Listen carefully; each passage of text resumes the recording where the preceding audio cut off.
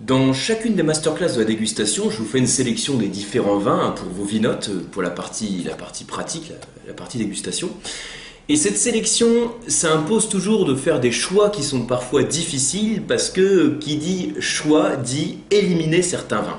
Il y en a certains vins que j'élimine d'office et d'autres pour lesquels j'hésite beaucoup plus parce qu'ils correspondent pédagogiquement à certaines choses que je veux vous montrer. Donc ce que je vais vous présenter ici très rapidement, c'est quelques-uns des vins qui ont été presque sélectionnés. Alors, pour commencer, vous savez, donc on a parlé dans le Riesling, on a logiquement parlé de l'Allemagne, la patrie du Riesling. Et parmi les vins que j'ai failli vous faire déguster, j'avais failli vous faire déguster donc Reichsgraf von Kesselstadt, donc sur la Moselle. On est sur le millésime 2017, un Riesling Trocken, comme sec. Alors, je vous avais parlé donc des différentes zones sur l'Allemagne, des foyers principaux de production de vin, notamment donc la zone de Moselle-Saarruwer, Rheingau, et puis Moselle-Saarruwer, Rheingau et Pfalz, donc le Palatinat rhénan. J'ai voulu vous présenter finalement sur la masterclass un profil de Riesling qui est complètement différent, puisqu'on est parti sur... Alors, où est-ce que j'ai plein de bouteilles devant moi en fait, donc c'est celui-là. On est parti en fait sur Marcus Molitor. Donc rien à voir, hein, c'est pas du tout la même gamme. Ça reste du Riesling, mais on est sur un Auslese, on Predicats-Wein, là on est sur les Qualitätswein. On est beaucoup plus sur un Riesling qui est beaucoup plus frais, beaucoup plus léger, vif, désaltérant. Donc on va le déguster ensemble hein, rapidement. Je vous donne les caractéristiques. Alors je vous donne les caractéristiques en suivant comme toujours hein, la fiche de dégustation. Voilà. Comme ça permet d'aller un petit peu plus vite tout en restant pédagogique. Alors, pour la limpidité, c'est limpide, il n'y a pas de défaut, l'intensité est pâle, la couleur est blanc avec quelques reflets verdâtres, hein, qui caractérise aussi un vin dans sa jeunesse. Au nez, première impression, pas de défaut, tout de suite c'est ouvert hein, dès le premier nez. Et à l'oxygénation, alors on a clairement un nez voilà, qui est sur la fraîcheur à fond, hein, fraîcheur à fond, ça veut dire les pommes vertes, le citron vert, l'agrume. Alors tout à l'heure à l'ouverture, hein, j'avais quelques notes minérales, je suis moins sur l'aspect minéral, je suis vraiment sur l'aspect très frais, beaucoup de fraîcheur. Bon, pas une grande complexité, mais c'est un nez qui est agréable, désaltérant, si un nez peut être désaltérant. En bouche.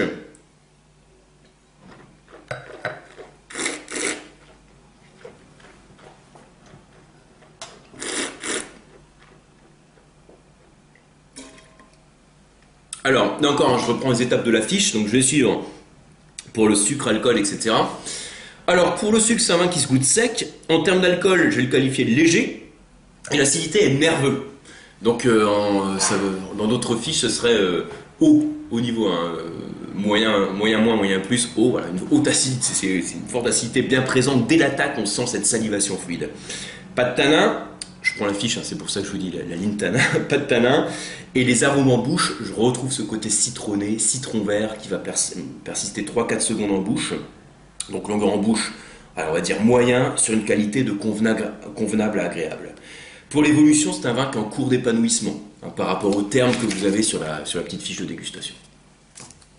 Donc j'ai choisi de partir sur un autre profil de vin allemand aussi parce qu'il y a entre guillemets que 6 vins dans la sélection et je voulais vous faire découvrir des Riesling du monde entier. Donc Alsace, Allemagne et Nouveau Monde. Donc j'ai privilégié un profil de vin allemand avec plus de complexité, plus de corps, et qui me semblait plus intéressant d'un point de vue pédagogique, mais il n'empêche que ce vin reste bien frais, un bon vin de copain pour vous mettre en bouche. Dans les vins aussi que j'ai failli retenir, alors on va commencer par celui-là. Donc là c'était sur 2 Alsaces hein, du coup. On a donc le Grand Cru, donc on est sur le 2015...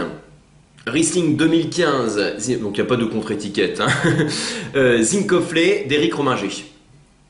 Donc celui-là j'ai failli vous le mettre, c'est un domaine viticole hein, familial qui a été créé dans les années 70, voire en 1970, hein, à vérifier. Je vous ai fait déguster d'autres grands crus sur la masterclass et je vous ai fait un comparatif entre 2 grands crus qui sont quelque part par ici. Je vais commencer à être perdu un peu dans les bouteilles. Hein. Joss Meyer et puis Witzenberg. Alors, vous allez me dire rien à voir, hein, les amateurs d'Alsace vont dire Attends, rien à voir. Effectivement, rien à voir. C'est pour ça que j'ai aussi pas sélectionné ce vin, parce que je voulais vous présenter des grands crus d'un point de vue aussi pédagogique en vous comparant des vins qui étaient très différents en style pour insister sur la notion de terroir. Donc ça impliquait déjà aussi de partir de comparer deux grands crus d'un même millésime. Là, 2015, on n'est pas non plus sur le même millésime. Donc Zincofflet, on reste sur un grand cru de type sédimentaire avec des sols calcairo-gréseux. Donc ça aurait pu être intéressant de le comparer avec le granitique du Bermetz, hein, sur le grand cru Witzenberg. J'ai choisi de vous faire avec le Jossmeyer parce que je suis un grand fan de ce domaine. Voilà. Donc à chaque fois, ça se discute, on va le déguster rapidement ensemble. Vous voyez l'intensité colorante aussi qui n'est pas du tout la même, hein, par rapport au Riesling allemand qu'on vient de déguster. Donc c'est limpide, pour la limpidité, c'est limpide, l'intensité moyenne, couleur citronnée, au nez. Donc pas de défaut, c'est aromatique. Et on a un profil olfactif qui est complètement différent, sans surprise aussi, hein, complètement différent, plus de complexité. Du fruit plus mûr, du fruit à noyau, fruit à chair blanche, abricot, pêche, quelques notes florales, d'aubépine, des notes d'épices, aubépine, amande. Alors, après voilà, chacun en fonction de vos repères, vous allez trouver différents types d'arômes. S'il y a certains arômes que vous n'avez jamais sentis, forcément c'est plus difficile de les retrouver, mais vous avez peut-être des repères différents, et c'est de cette manière-là que vous allez exprimer les arômes que vous ressentez. Et c'est très bien comme ça. Après, le tout, c'est qu'on compare, nous, les arômes qu'on retrouve, et qu'on voit si on trouve des choses similaires. Donc plus de complexité, plus de concentration. En bouche.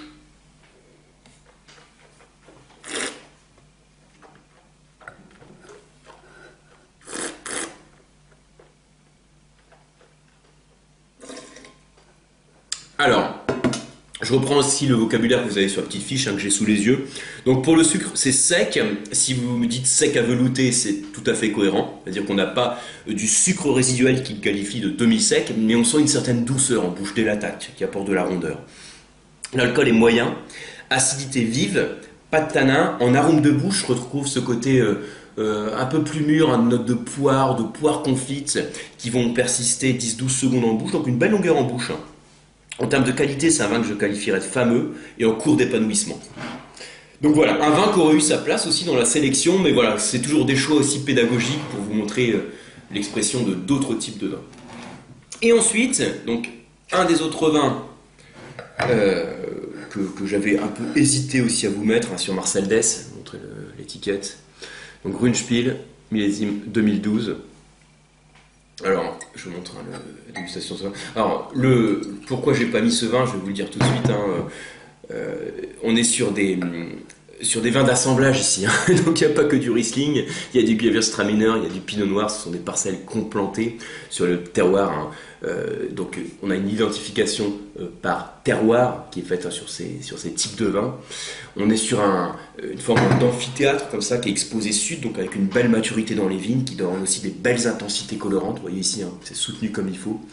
Donc là, si je caractérise le vin très rapidement aussi, c'est limpide, l'intensité est soutenue, hein, c'est la plus marquée, hein, sur la série des 3 presque sélectionnés. Couleur or, au nez pas de défaut, c'est ouvert. Et là, on arrive tout de suite sur ces arômes de pommes mûres, hein, presque. Alors, c'est pas des arômes d'oxydation, on a quelque chose qui est très contrôlé, mais on a ces arômes de pommes mûres, de poire, d'ananas, de fruits exotiques. Hein. Je retrouve encore quelques notes poivrées aussi au nez. En bouche.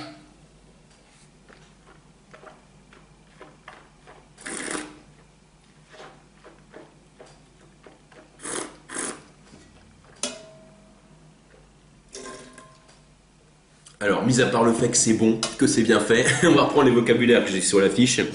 Pour le sucre, je qualifierais de velouté. Donc là, il faut vous référer à la fiche, hein, pour bien suivre les termes. Mais mon but, là, c'est de vous le présenter super vite, comme vous pouvez vous en rendre compte. Donc, velouté. En termes d'alcool, c'est de moyen à capiteux. On sent le gras, la rondeur, là aussi, l'onctuosité qui vient chauffer la bouche. C'est-à-dire que quand j'ai recraché le vin, on a, alors c'est pas l'onctuosité qui est apportée par le sucre, hein, c'est par l'alcool, c'est par le glycérol. On a une sensation de volume en bouche qui apporte du corps à ce vin. L'alcool, donc moyen capiteux, l'acidité je la qualifierais de vive, avec des arômes en bouche qui vont être plus sur les fruits presque exotiques, hein. J'ai parlé un petit peu d'ananas tout à l'heure, c'est vrai qu'on le retrouve aussi en bouche, avec une belle longueur en bouche. C'est un vin que je qualifierais d'agréable à fameux, donc un vin très bien fait. Alors lui, hein, logiquement, je l'ai éliminé tout de suite parce que, voilà, sur le Riesling, je voulais rester cohérent aussi avec la masterclass et puis rester sur l'une du monocépage.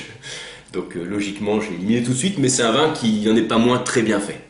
Donc voilà pour les quelques presque sélectionnés. Il y en a d'autres aussi, il y en a certains que j'ai sélectionnés sur le papier et ensuite que j'ai éliminés. Et voilà, là mon but c'est aussi de vous le présenter rapidement. S'il y a certains de ces vins que vous voulez retrouver en dégustation, que vous voulez comparer, je vous ai donné aussi mes commentaires, donc ça vous permet de éventuellement compléter la partie dégustation. Donc je m'excuse hein, par avance hein, sur cette petite vidéo des presque sélectionnés. Comme vous pouvez le voir, je vais super vite, hein. Je prends beaucoup moins mon temps que sur les vidéos classiques hein, sur la dégustation. D'habitude, je vous présente le domaine, les terroirs, etc. Là, mon but, c'est plus vous présenter les différences entre les presque sélectionnés et les sélectionnés.